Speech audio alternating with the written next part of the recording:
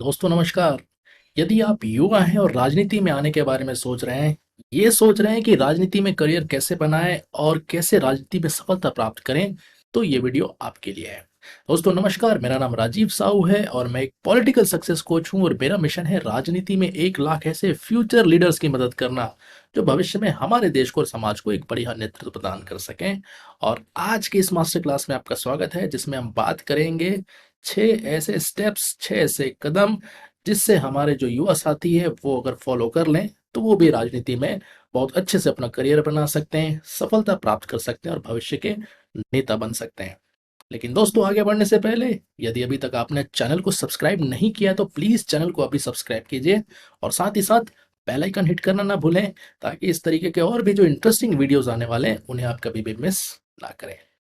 तो आइए आते हैं आज के विषय में, जिसमें हम बात करने वाले हैं 6 ऐसे कदम, 6 ऐसे स्टेप्स जिससे आप भी राजनीति में सफलता प्राप्त कर सकते हैं और जो युवा साथी हैं वो राजनीति में अपना एक सफल करियर बना सकते हैं। तो बहुत ध्यान से देखिएगा, एक एक करके हम देखते हैं वो कौन से 6 स्टेप्स हैं। सबसे पहला स्टेप सबसे पहला स्टेप जो आपको लेना है वो है, आपको एक दूरदृष्टि वाली सोच जो है वो निर्मित करनी है अपने अंदर। यदि आप राजनीति में बहुत दूर तक जाना चाहते हैं और वाकई राजनीति में सीरियसली कुछ अचीव करना चाहते हैं या एक लंबा करियर बनाना चाहते हैं। देखिए, ज्यादातर लोग जो युवा साथी होते हैं वो पैसा देखते हैं, पावर देखते हैं, शानो शौकत देखते हैं राजनीति में, मान सम्मान आदर देखते हैं। लेकिन ये सब सेकेंडरी चीजें हैं, बाई प्रोडक्ट चीजें हैं। अगर यदि आप राजनीति में आना चाहते हैं तो पैसे, पावर और ये जो मान सम्मान मिलता है इसके लिए मत आइए।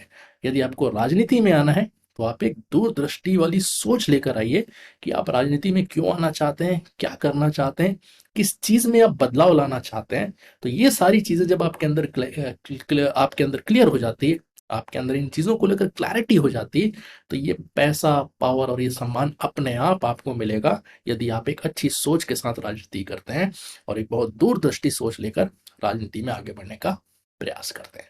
तो आप अपना जो ऑब्जेक्टिव है, लॉन्ग टर्म और शॉर्ट टर्म, आपका जो उद्देश्य है, आपके जो लक्ष्य हैं कि आप क्या प्राप्त करना चाहते हैं राजनीति में, किस तरीके से प्राप्त करना चाहते हैं, वो बहुत दिमाग में क्लियर कर लीजिए कि आपके लॉन्ग टर्म गोल्स क्या हैं और आपके उद्देश्य क्या है राजनीति में आने का। और फिर आपका जो मिशन है, आप जो राजनीति में करना चाहते हैं, उसके लिए अपना मैसेज जो है, आपका कोर मैसेज जो है वो तैयार करिए कि आप भविष्य में कैसा देखना चाहते हैं अपने चुनावी क्षेत्र को, अपने क्षेत्र के लोगों को, और किस तरीके का बदलाव आप लाना चाहते हैं जिस जगह में आप राजनीति कर रहे हैं वहां पर। तो ये बहुत आवश्यक है, दूरदृष्टि सोच निर्मित करना।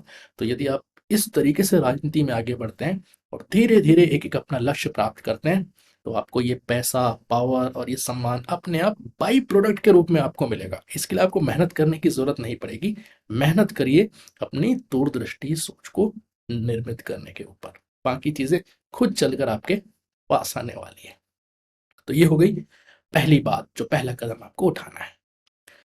दूसरा जो कदम आपको उठाना है, दूसरा जो स्टेप है राजनीति में सफलता प्राप्त करने के लिए, वो है संवाद की कला, अच्छा बोलने की कला और एक अच्छा सुनने वाला नेता बनने की कला।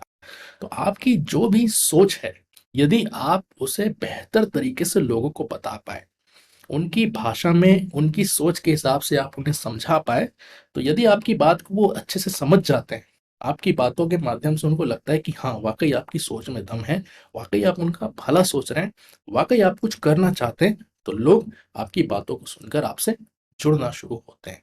तो आप जब अकेले घर से निकलते हैं, जब आपके आपके सफर की शुरुआत आप खुद अकेले करते हैं, जो युवा साथी वो, तो आप अपनी सोच और अपनी सोच को किस तरीके से उन्हें बताते हैं, किस तरीके से आप बात करते हैं, किस तरीके से संवाद करते हैं, किस तरीके से आप भाषण देते हैं, किस तरीके से आप वार्तालाप करते हैं, किस तरीके से आप डिबेट करते हैं, इस पर डिपेंड करता है कि कितने लोग आपके साथ जुड़ने वाले हैं और फिर आपका जो कारवां है वो कितना बड़ा होने वाला है। इसीलिए बहुत क्लियरली अपने आइडियाज को बताइए, बहुत साफ तरीके से अपने विजन को, अपनी दूरदर्शी सोच को लोगों को बताइए कि आप उनके जीवन में क्या बदलाव लाना चाहते हैं। इसके अलावा बोलने का पक्ष जो एक पक्ष हो गया, लेकिन जो दूसरा पक्ष है सुनने का, उसमें भी आपको माहिर होना पड़ेगा। जब आप लोगों की बात सुनेंगे तब आपको उनकी जरूरतों का पता चलेगा। जब आप लोगों की बातों को सुनकर विस्तार से समझेंगे, तब आपको उनकी समस्याओं का पता लगेगा। और एक अच्छा नेता वही होता है जो लोगों की ज़रूरतें पूरा करता है, जो लोगों के समस्याओं का समाधान करने में उनकी मदद करता है। वो समस्याओं का समाधान नहीं करता, वो समस्याओं का समाधान करने में लोगों की मदद करता है। और ये आप तभी समझ पाएँगे जब आप बेहतर तरीके से सुनने वाले नेता बनेंगे। तो जो दूसरा पक्ष है राजनीति में सफल होने के लिए, वो है एक बेहतर संवाद की कला, और वो होना चाहिए दो तरफा संवाद। आप बहुत अच्छे से बोले भी और आप लोगों की बात को सुने भी, तो आप देखिए राजनीति में किस तरीके से आप अपना मकाम जो है वो हासिल कर पाते हैं। तो ये हो गई दूसरी बात। तीसरा जो स्टेप है, तीसरा जो कदम है, जो एक स्किल आपको डेवलप करना पड़ेगा, उसमें हम कहते हैं इमोशनल इंटेलिजेंस। जी हाँ, जो इंटेलिजेंस होता है उसका एक प्रकार होता है इमोशनल इंटेलिजेंस, यानी कि आप कैसे मार्मिक तरीके से लोगों से जुड़ सकते हैं। तो आपको लोगों को बेहतर तरीके से समझने के लिए और उनका बेहतर तरीके से उनका साथ लेने के लिए आपको उनसे इमोशनली जुड़ना होगा, इमोशनली उनको समझना होगा और इमोशनली उनको सपोर्ट करना होगा आपको। तब जाकर एक इमोशनल रिश्ता बनेगा आपका और लोगों के बीच में।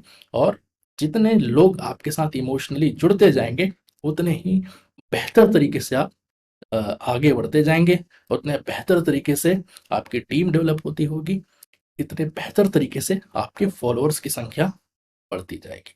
तो कितने अच्छे तरीके से इमोशनली आप लोगों से कनेक्ट हो सकते हैं, ये तय करेगा कि किस तरीके के नेता आप बनेंगे।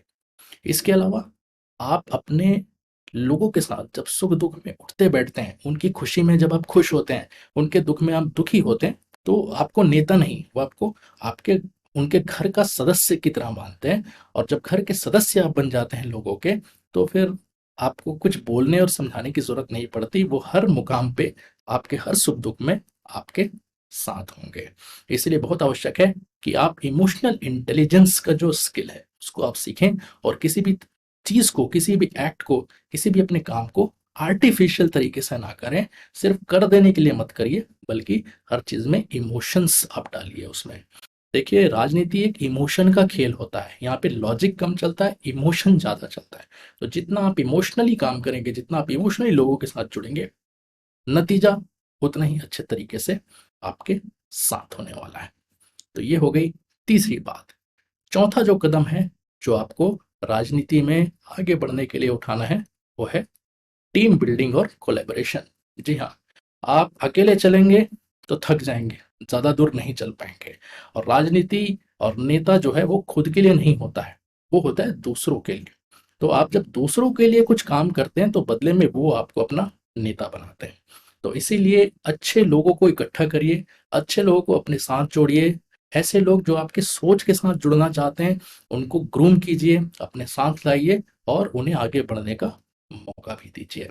और साथ ही साथ जब आपकी टीम तैयार हो जाती, तो उन्हें प्रॉपर ट्रेनिंग दीजिए, उनके हुनर को पहचानिए कि कौन सा व्यक्ति कौन से काम को बहुत अच्छे से कर सकता है। और अपने टीम का जो है वो भरपूर इस्तेमाल करिए आप अपने विजन को साकार करने के लिए, अपने लक्ष्य को प्राप्त करने के लिए। तो आपकी टीम जो है वो आपको आपके ड्रीम तक पहुंचाती है, आपके सपनों तक पहुंचाती है। तो बहुत आवश्यक है कि हम अपनी जो सोच है उसको बेहतर तरीके से लोगों को बताएं। और जब हम बेहतर तरीके से लोगों को बताते हैं, तो लोग हमारी बात सुनते हैं, हमारी बात को समझते हैं, और हमारी बात को सुनकर समझकर यदि उनको भरोसा हो जाता है, तब लोग हमसे जुड़ते हैं। और जब लोग आपसे जुड़ने शुरू होते हैं, तब वहीं से आपकी टीम बननी शुरू होती है। उसके बाद उस टीम को मैनेज करना, उसे आगे बढ़ाना, ये आपकी जिम्मेदारी है। आपको उस टीम के कैप्टन की तरह खेल खेलना होगा, और एक कैप्टन की तरह सबका ध्यान रखना होगा, और एक कैप्टन की तरह सभी के हुनर का इस्तेमाल करके आगे बढ़ना होगा। तो ये हो गया चौथा कदम, चौथा स्टेप। पांचवा जो स्टेप है, पांचवा जो कदम है जो आपको उठाना है, वो है कंटिन्यूअस लर्निंग। जी हाँ, एक हमेशा सीखने वाला व्यक्ति एक अच्छा नेता बनता है। तो जरूरी है कि यदि आप युवा हैं और आगे बढ़ना चाहते हैं और दूर तक जाना चाहते हैं, तो लगातार सीखने की जो प्रक्रिया है इसे चालू रखिए। कभी भी ये घमंड मत आने दीजिए कि मुझे सब कुछ पता है या मुझे ही सब कुछ आता है। जिस दिन आपके अंदर ये फीलिंग आ गई, समझिए ये उस दिन आपकी यात्रा का अंत हुआ। या अंत होना शुरू हो जाएगा। तो इसीलिए हमेशा सतत सीखने का प्रयास करिए, लगातार आगे बढ़ते रहिए, हमेशा लोगों से सीखने का प्रयास करिए, अपने सीनियर से सीखिए, जूनियर से सीखिए, लोगों से सीखिए, एक अच्छा पॉलिटिकल मेंटर बनाइए, पॉलिटिकल ट्रेनिंग लीजिए, जितने भी लीडरशिप के स्किल हैं उसे आप सीखिए। तो इससे आपको पता लगेगा कि आप जैसे जैसे आगे बढ़ रहे हैं और सीखते जा रहे हैं, उस तरीके से आपके अंदर लीडरशिप के जो स्किल्स है वो भी डेवलप हो रहे हैं और लीडरशिप की क्वालिटीज है वो भी बहुत अच्छे से डेवलप होगी, जिससे आप और ज़्यादा लोगों के साथ जुड़ पाएंगे और ज़्यादा लोग आपके साथ भी जुड़ पाएंगे। इसके अलावा आपको सीखने की जो प्रक्रिया है उसमें पढ़ना, लिखना और स्टडी करना हर एक पॉलिटिकल इश्यूज के ऊपर, और खासकर जो योजनाएं होती सरकार की, पॉलिसीज जो लेकर आती हैं, स्कीम्स जो लेकर आती, उनके बारे में आपको अच्छी अंडरस्टैंडिंग होनी चाहिए ताकि आप लोगों को बेहतर तरीके से गाइड कर सकें। तो ये हो गया पांचवा तरीका। छठवां और आखिरी तरीका जो है वो है क्राइसिस मैनेजमेंट। एक लीडर की पहचान जो होती है वो क्राइसिस में होती है। जब समय बुरा होता है, जब परीक्षा की घड़ी आती, तभी लीडर की पहचान होती है। तो उस समय आप कैसे रिएक्ट करते हैं, किस तरीके से आप एक्शन लेते हैं और चैलेंज को कैसे फेस करते हैं, ये दिखाता है कि कितने चमकदार नेता के रूप में आप उससे बाहर आएंगे। यदि आप भी दूसरों की तरह वहां फंस गए, दूसरों की तरह आपने हथियार डाल दिया, तो लोगों में और आप में कोई अंतर नहीं रहा, तो लोग भी आपको नेता नहीं मानेंगे। इसीलिए बहुत आवश्यक है, जब चैलेंजिंग सिचुएशन हो, जब स्थितियां विपरीत हों, तो बहुत ही शांति के साथ, समझदारी के साथ आपको कदम उठाने हैं, निर्णय लेने हैं। डिसीजन मेकिंग ही आपको नेता बनाता है। तो उस समय आप किस तरीके के डिसीजन लेते हैं, और जितना ज़्यादा प्रेशर होगा और जितनी शांति से आप उस प्रेशर को दूर करेंगे या हैंडल करेंगे, इससे लोगों का भरोसा बढ़ जाएगा आपके ऊपर कि आप ही हैं जो बेहतर तरीके से विपरीत परिस्थितियों को हैंडल कर सकते हैं। और विपरीत परिस्थितियों में भी जिस तरीके से लड़ के आप बाहर आए हैं, तो आपके अलावा और कोई नेता हो ही नहीं सकता है। तो चैलेंजेस आते हैं, उनसे हार मानने का नहीं है। और यदि आप नेता बनेंगे, तो ऐसा कोई दिन नहीं होगा आपकी जिंदगी में जिस दिन चैलेंज आपको नहीं मिलेगा। तो चैलेंज आपको तैयार करती है आने वाले समय के लिए, और बेहतर बनने के लिए, आगे बढ़ने के लिए और सफल होने के लिए। तो इन चीज़ों के लिए यदि आप अपनी तैयारी बहुत अच्छे से करते हैं, इन चीज़ों को अपने अंदर आप ढालते हैं, लाते हैं, इन गुणों के ऊपर काम करते हैं, तो जितने भी युवा साथी हैं वो भविष्य में एक बहुत अच्छे नेता के रूप में अपनी पहचान जो है वो बना सकते हैं। तो दोस्तों, ये 6 स्टेप अगर आपको अच्छे लगे तो प्लीज़ इस वीडियो को लाइक करिए और ज़्यादा से ज़्यादा लोगों के साथ शेयर करिए ताकि आप भी उनकी मदद कर सकें। दोस्तों, पॉलिटिकल ट्रेनिंग के लिए, सोशल मीडिया ब्रांडिंग के लिए या इलेक्शन मैनेजमेंट के लिए अगर आप मुझसे जुड़े रहना चाहते हैं, तो मेरे वीआईपी फेसबुक ग्रुप में आपका स्वागत है, जिसका लिंक इस वीडियो के साथ दिया जा रहा है। दोस्तों, बहुत जल्द हमारा पॉलिटिकल प्लेटफॉर्म, पॉलिटिकल ट्रेनिंग के लिए जो प्लेटफॉर्म है उसे हम लॉन्च करने वाले हैं, तो उसके भी अनाउंसमेंट इसी चैनल पे होगा आपके साथ। तो प्लीज़ हमसे जुड़े रहिए, चैनल को जरूर सब्सक्राइब कीजिए, नोटिफिकेशंस ऑन करिए बेल आइकन दबाकर, ताकि आपको भी जो ताज़ा अपडेट्स हैं वो मिलते रहें।